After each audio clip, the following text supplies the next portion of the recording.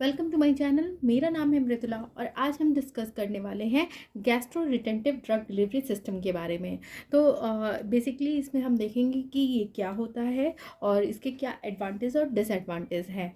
ठीक है, तो चलिए वीडियो स्टार्ट करते हैं। Gastro retentive drug delivery system जो है वो एक तरह का अप्रोच है, नॉवल अप्रोच है, जिसमें कि जो ड्रग की रिटेंशन टाइम होती है या फिर जो गैस्ट्रिक रेसिडेंस होता है उसको और प्रोलॉन्ग किया जाता है, जिससे कि ड्रग जो है वो लार्ज अमाउंट में रिसीव हो सके और उसके थेरेपेटिक इफेक्ट को इन्हेंस किया जा सके। तो इसके लिए क्या किया जाता है कि जो स्टमक होता है, यानी या हम कह सकते हैं जो अपर जीआईटी ट्रैक्ट है, यानी कि जहाँ पे स्टमक आता है वहाँ पे अलग अलग साइट्स पे या फंडस में या बॉडी में या फिर पायलरस किसी स्पेसिफिक साइट को सेलेक्ट करके वहाँ पे ड्रग को होल्ड किया जाता है, जिससे कि जो ड्रग है वो आपको सिस्टमिक या फिर लोकल इफेक्ट प्रोड्यूस कर सके। तो gastro retentive drug delivery system को डिस्कस करने से पहले सबसे पहले हम जो है डाइजेशन की जो एनाटॉमी होती है और फिजियोलॉजी होती है उसको समझ लेते हैं। तो सबसे पहले एनाटॉमी देखते हैं। तो स्टमक में जो है वो डाइजेशन होता है, यहाँ पे हाइड्रोक्लोरिक एसिड जो है वो रिलीज़ होती है, जिससे कि फूड जो है वो फर्दर आपको फाइन पार्टिकल्स में जो है वो ब्रेक होता है।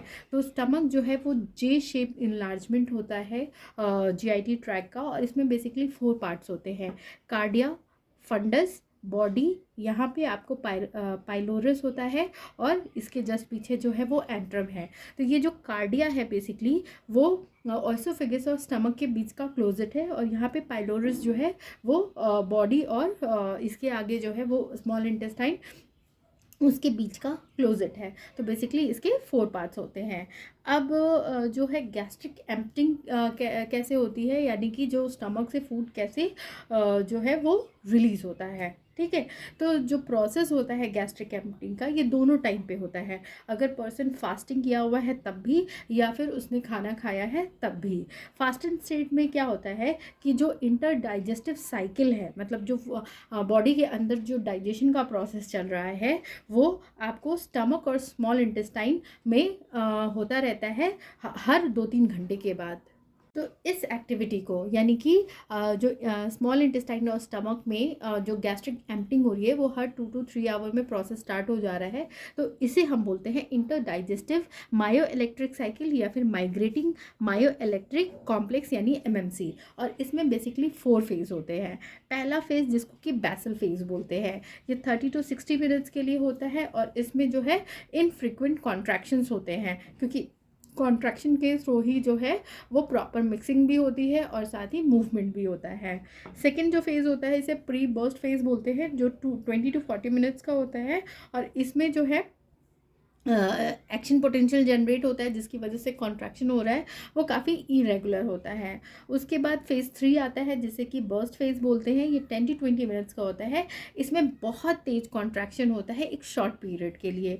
ठीक है, और इसमें जो अनडाइजेस्टेड मटेरियल्स होते हैं वो स्मॉल इंटेस्टाइन में फिर मूव कर जाते हैं। और उसके बाद आता है फेज़ 4, जो कि 0 to 5 मिनट्स का होता है, और ये बेसिकली फेज़ 4 और फेज़ 1 के बीच का सक्सेसिव साइकिल होता है। यानी फेज़ 1 जो 30 to 60 मिनट्स के लिए है, जिसमें कॉन्ट्रैक्शन रेयरली होता है। ठीक है, फिर फेज़ 2 आता है। फेज़ 2 में क्या होता है कि 20 to 40 मिनट्स के अंदर वहाँ पे म्यूकस डिस्चार्ज होता है, बाइल सिक्रीशन होता है, और थोड़े इरेगुलर जो है वो कॉन्ट्रैक्शंस होते हैं।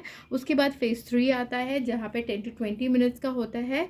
इसमें भी म्यूकस डिस्चार्ज होता है और कॉन्ट्रैक्शन बहुत तेज़ी से हो रहा है, ताकि हाइड्रोक्लोरिक एसिड के साथ प्रॉपर तरीके से मिक्सिंग हो सके फूड का, और वो फर्दर जो है वो डाइजेस्ट हो सके।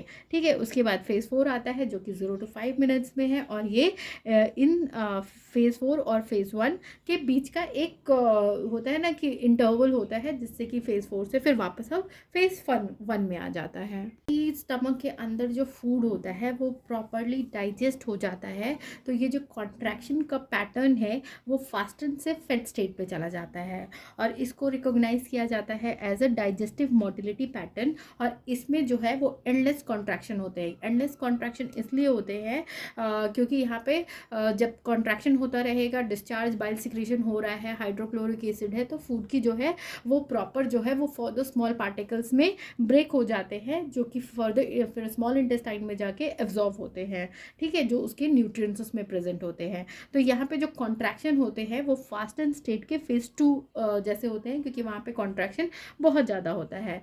ये कॉन्ट्रैक्शन जो है वो डिक्रीज करता है जैसे फूड पार्टिकल्स जो है वो छोटे साइज में कन्वर्ट होते जाते हैं, जहाँ और जैसे ही छोटे साइज़ में वो कन्वर्ट होते हैं तो वो फर्दर कहाँ है, पाइलोरस से फिर वो स्मॉल इंटेस्टाइन में जाते हैं सस्पेंशन फॉर्म में। और इस पूरे प्रोसेस में जब इंसान के अंदर फूड प्रेजेंट है और प्रोसेस चल रहा है उस टाइम पे एमएमसी जो है यानी कि जो फूड जो है वो स्मॉल इंटेस्टाइन में पास होता है उस प्रोसेस जो है वो थोड़ा होल्ड पे रहता है जब तक कि पार्टिकल्स जो है वो स्मॉल फॉर्म में नहीं कन्वर्ट हो जाते हैं, जिससे कि गैस्ट्रिक एम्प्टिंग जो है वो नहीं होती है, ठीक है। और जब वो सस्पेंशन फॉर्म में आ जाते हैं, स्मॉल पार्टिकल्स में आ जाते हैं तो वो कन्वर्ट हो जाते हैं फिर फेड स्टेट से फास्टन स्टेट पे और फिर गैस्ट्रिक एम्प्टिंग जो है वो होने लगती है, ठीक है।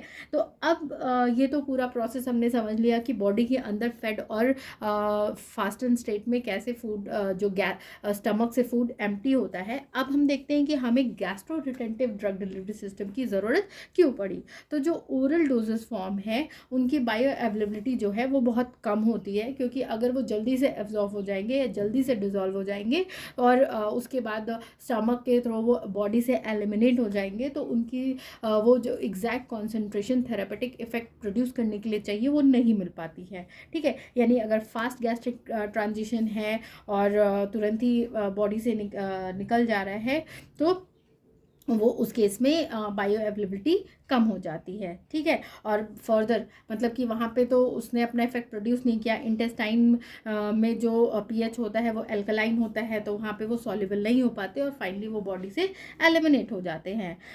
तो वो ड्रग जो कि स्टमक में जिनका लोकल एक्शन प्रोड्यूस करना हो यानी कि स्टमक के किसी प्रॉब्लम के ट्रीटमेंट के लिए यूज़ किए जाते हैं वो जल्दी ही स्टमक से एम्प्टी हो जाते हैं जिससे कि उनको स्टमक में रहने के लिए यानी स्टमक में उनका जो रेसिडेंस टाइम होता है वो बहुत कम होता है यानी कि डोज कम अवेलेबल होगा और वो सही तरीके से अपना इफेक्ट नहीं प्रोड्यूस कर पाएगा। देखते हैं कि कौन कौन से वो फैक्टर्स हैं जो गैस्ट्रिक रिटेंशन को अफेक्ट करते हैं, जिसमें सबसे पहला आता है डेंसिटी।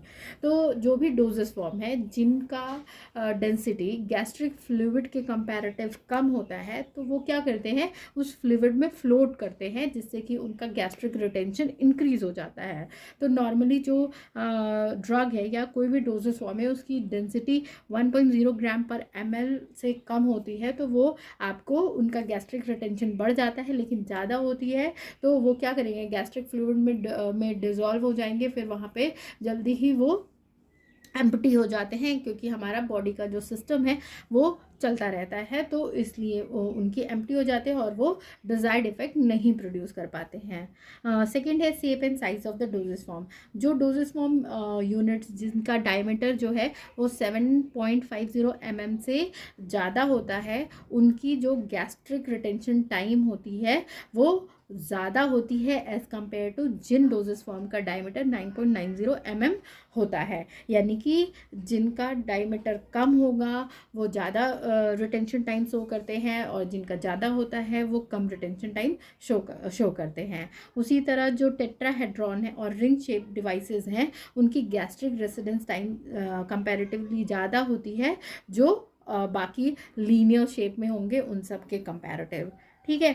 थर्ड है फेड एंड अनफेड स्टेट। तो फास्टिंग कंडीशन में जो गैस्ट्रोइंटेस्टिनल मोटिलिटी होती है वो आपको कैटेगराइज्ड होती है अलग अलग पीरियड्स में, जिसमें कि स्ट्रॉन्ग मोटर एक्टिविटी होती है जो हर 1.5 से 2 घंटे के अंदर होता है और अगर जो टाइमिंग होता है एडमिनिस्ट्रेशन का फॉर्मुलेशन का वो उससे ओवरलैप कर जाए तो गैस्ट्रिक रिटेंशन टाइम जो है वो काफ़ी छोटी हो जाती है। लेकिन फेड स्टेट में जो है ये गैस्ट्रिक एम्प्टिंग नहीं हो रही होती है, मतलब स्टमक से इंटेस्टाइन में ड्रग पोस्टपोन्ड होता है जब तक कि फूड जो है वो कम्प्लीटली आपको सस्पेंशन फॉर्म यानी कि फाइन पार्टिकल्स में नहीं कन्वर्ट होता है। यानी कि इस केस में जो ड्रग की अवेलेबिलिटी है वो बढ़ जाती है, क्योंकि उसकी रिटेंशन टाइम जो है वो इन्हांस हो जाती है। नेचर ऑफ द मील, तो बेसिकली जो है वो ऐसे मील जिसमें कि फैटी एसिड्स प्रेजेंट हो, ज़्यादा सॉल्ट हो या फिर इनडाइजेस्टेबल पॉलीमर्स हो, वो जो गैस्ट्रिक एम्पटिंग यानी कि स्टमक की जो मोटिलिटी पैटर्न है उसको जो है वो चेंज कर देती है, क्योंकि इन फूड्स को डाइजेस्ट करने में ज़्यादा टाइम लगता है। तो ज़्यादा टाइम की वजह से जो है वो गैस्ट्रिक एम्पटिंग रेट जो है वो रिड्यूस हो जाती है और गैस्ट्रिक रेसिडेंस टाइम जो है वो इंक्रीज़ हो जाता है, और ड्रग जो है वो लॉन्गर पीरियड के लिए स्टमक में रहती है, जिससे कि वो अपना इफेक्ट प्रोड्यूस कर पाती है। नेक्स्ट है कैलोरिक कंटेंट जो है गैस्ट्रिक रिटेंशन टाइम जो है वो 4 to 10 आवर्स जो है इम्प्रूव हो जाती है अगर कोई मील ऐसा लिया जाए जिसमें हाई प्रोटीन हो या हाई फैट हो, क्योंकि इनको डाइजेस्ट करने में टाइम लगता है और वो गैस्ट्रिक एम्पटिंग नहीं होती है, वो रिड्यूस हो जाती है, जिसकी वजह से जो है वो रिटेंशन टाइम इन्हांस हो जाता है। नेक्स्ट है एज, तो जो एल्डर पीपल्स होते हैं खास करके जो 70 ईयर्स से अबव है उनके पास लॉन्गर गैस्ट्रिक रिटेंशन टाइम होता है, क्योंकि उनका जो स्टमक है वो फूड को जल्दी डाइजेस्ट नहीं कर पाता है, जिसकी वजह से रिटेंशन टाइम इन्हांस हो जाता है। नेक्स्ट है frequency of feed, gastric retention time जो है उसको लगभग 400 मिनट्स ज़्यादा राइज किया जा सकता है अगर थोड़ा थोड़ा जो है वो फूड लिया जाए एज़ कम्पेयर टू अगर सिंगल मील, मतलब एक ही बार में हम बहुत खाना खाते हैं उसके कंपैरेटिव अगर हम थोड़ा थोड़ा करके खाते हैं तो जो है वो गैस्ट्रिक रिटेंशन टाइम इन्हांस हो जाती है, क्योंकि गैस्ट्रिक एम्पटिंग नहीं होती है। हमने खाना खाया, अभी बॉडी उसको डाइजेस्ट कर रही है, तब तक हमने सेकेंड पीरियड का खाना खा लिया, तो फिर वो भी आके उसके साथ मिक्स होके, तो इस तरह से उसकी एम्पटिंग नहीं होती है, क्योंकि फूड जैसे ही कम्प्लीटली डाइजेस्ट होता है तभी एम्पटिंग होती है। तो जब डाइजेस्ट ही नहीं होगा और फिर उसमें और ऐड हो जाएगा तो फिर उसको डाइजेस्ट करने में तो में भी टाइम लगेगा, तो इस तरह से गैस्ट्रिक रिटेंशन टाइम जो है वो इन्हांस हो जाती है। नेक्स्ट है जेंडर, दो फीमेल्स के पास स्लोअर गैस्ट्रिक एम्पटिंग रेट्स होते हैं एज़ कम्पेयर टू मेल, यानी कि ये अगर फीमेल है तो उसमें जो है वो गैस्ट्रिक रिटेंशन टाइम ज़्यादा होगा as compare to male. Next है डिसीज स्टेट, तो गैस्ट्रिक अल्सर, डायबिटीज़ या हाइपोथायरॉयडिज्म जो है वो गैस्ट्रिक रिटेंशन टाइम को इन्हांस कर देता है। हाइपरथायरॉयडिज्म और डिओर्डिनल अल्सर जो है वो गैस्ट्रिक रिटेंशन टाइम को डिक्रीज़ करता है। अब है कि gastro retentive drug delivery system के क्या एडवांटेज है, तो बेसिकली सबसे पहला तो हो गया कि अगर गैस्ट्रिक रिटेंशन को हम इंक्रीज़ कर देंगे, गैस्ट्रिक रिटेंशन को, तो ड्रग की बायो अवेलेबिलिटी इन्हांस हो जाएगी। सेकेंड जो है वो पेशेंट के कॉम्प्लायंस जो है वो इम्प्रूव हो जाती है, क्योंकि उन्हें जो भी डोजेज़ है वो ज़्यादा नहीं लेने पड़ते, फ्रिक्वेंटली नहीं लेने पड़ते, क्योंकि सिंगल डोज में ही उनको मैक्सिमम थेरेपेटिक इफेक्ट मिल जाता है। ठीक है, इसके साथ ही जो ड्रग म्यूकोजल इरिटेशन प्रोड्यूस करता है वो भी कम हो जाता है, क्योंकि धीरे धीरे ड्रग जो है वो एक कंट्रोल रेट में रिलीज़ हो रहा होता है। ठीक है, ये एक फिजिबल अप्रोच है उन ड्रग्स के लिए जिनका इंटेस्टाइन में एब्जॉर्प्शन काफ़ी लिमिटेड है, क्योंकि सारे ड्रग्स जो है वो इंटेस्टाइन के अल्कलाइन पीएच पे जो है वो एब्जॉर्ब नहीं होते हैं। नेक्स्ट है कि एडवांटेज ये है कि ये ड्रग की एफिशिएंसी को इंक्रीज़ कर देता है उन ड्रग्स के लिए जिनकी हाफ लाइफ जो है वो काफ़ी शॉर्ट होती है। इसके अलावा ये ड्रग कंसंट्रेशन के फ्लक्चुएशन को डिक्रीज़ करता है और उसके इफ़ेक्ट को भी, क्योंकि गैस्ट्रिक रिटेंशन ज़्यादा है यानी कि ड्रग ज़्यादा अमाउंट में अवेलेबल होगा, यानी कि डिज़ायर्ड अमाउंट में अवेलेबल होगा, यानी कि डिज़ायर्ड थेरेपेटिक इफेक्ट जो है वो प्रोड्यूस होगा। और ये हाईली एफिशिएंट सिस्टम है, क्योंकि इसमें जो है बॉडी के काउंटर एक्टिविटी भी काफ़ी हद तक रिड्यूस हो जाती है। एडवांटेजेस के साथ लेकिन gastro retentive drug delivery system के कुछ डिसएडवांटेज भी हैं। इसमें क्या है कि जो फ्लूइड का लेवल होता है स्टमक में वो इंक्रीज़ करने की ज़रूरत पड़ती है। ये उन ड्रग्स के लिए सूटेबल नहीं है जिनकी गैस्ट्रिक फ्लूइड में लो सॉल्युबिलिटी है, या फिर जो गैस्ट्रिक इंटेस्टिनल इरिटेशन प्रोड्यूस करते हैं, जो एसिडिक इन्वायरमेंट में इनफेक्टिव है, या जो सिर्फ कोलॉन में ही अपने इफ़ेक्ट प्रोड्यूस प्रोड्यूस करने के लिए जो बने हुए हैं, तो इन ड्रग्स के लिए ये सूटेबल नहीं है। साथ में हम ये कंसिडर नहीं कर सकते कि जो स्टमक में म्यूकस प्रोड्यूस हो रहा है उसके साथ ये ड्रग जाके एडर होगा कि नहीं, क्योंकि जो स्टमक का म्यूकस वॉल है वो कंटिन्यूसली चेंज होता रहता है, तो इसका प्रोटेक्शन नहीं किया जा सकता। नाइट में सोने से पहले नहीं लिया जा सकता, क्योंकि रात के टाइम जो है वो हमारा गैस्ट्रिक सिस्टम जो होता है, यानी कि डाइजेशन का प्रोसेस जो होता है वो स्लो होता है। ठीक है, नेक्स्ट है कि हम जीआरडी के लिए कौन कौन से ड्रग्स जो है वो सूटेबल होते हैं। मतलब हम basically gastro retentive drug delivery system में कोई भी ड्रग सेलेक्ट कर रहे हैं तो उसके लिए क्या क्राइटेरिया होना चाहिए। सबसे पहले जीआरडीडीएस सिस्टम के लिए जो सूटेबल ड्रग्स है वो हैं वो ड्रग्स जिनका अपर जीआरडी ट्रैक्ट में एब्जॉर्प्शन अच्छा हो, यानी कि ऐसे ड्रग जो कि एक पार्टिकुलर साइट पे मैक्सिमम एब्जॉर्प्शन प्रोड्यूस कर सके। ऐसे ड्रग जिनका पीकेए लो हो, यानी कि जो अनआयनाइज स्टेट में स्टमक में रह सके जिससे कि उनका बेटर एब्जॉर्प्शन हो सके। ऐसे ड्रग जिनकी सॉल्युबिलिटी जो है वो हायर पीएच पे कम होती है। और जो ड्रग्स जो है वो जीआई ट्रैक्ट में रैपिडली एब्जॉर्व हो जाते हैं। ऐसे ड्रग जो कि अल्कलाइन पीएच में नहीं सॉल्युबल होते हैं वो एसिडिक पीएच पे ज़्यादा सॉल्युबल होते हैं। और वो ड्रग्स जो कि जिनके पास नैरो विंडो ऑफ एब्जॉर्प्शन होता है, यानी कि मेनली वो स्मॉल इंटेस्टाइन के प्रॉक्सिमल पार्ट में डिजॉल्व होते हैं, तो ऐसे ड्रग्स जो है वो सूटेबल होते हैं जीआरडीडीएस सिस्टम के लिए। तो ये था ऑल अबाउट की जीआरडीडीएस सिस्टम का बेसिक इंट्रोडक्शन दिया मैंने, और क्या उसके एडवांटेज है, डिसएडवांटेज है, कौन से फैक्टर्स हैं जो अफेक्ट करते हैं गैस्ट्रिक रिटेंशन टाइम को, एंड बेसिकली जो हम जीआरडीडीएस सिस्टम के लिए जो ड्रग सेलेक्ट करते हैं उसके लिए क्या क्राइटेरिया होता है।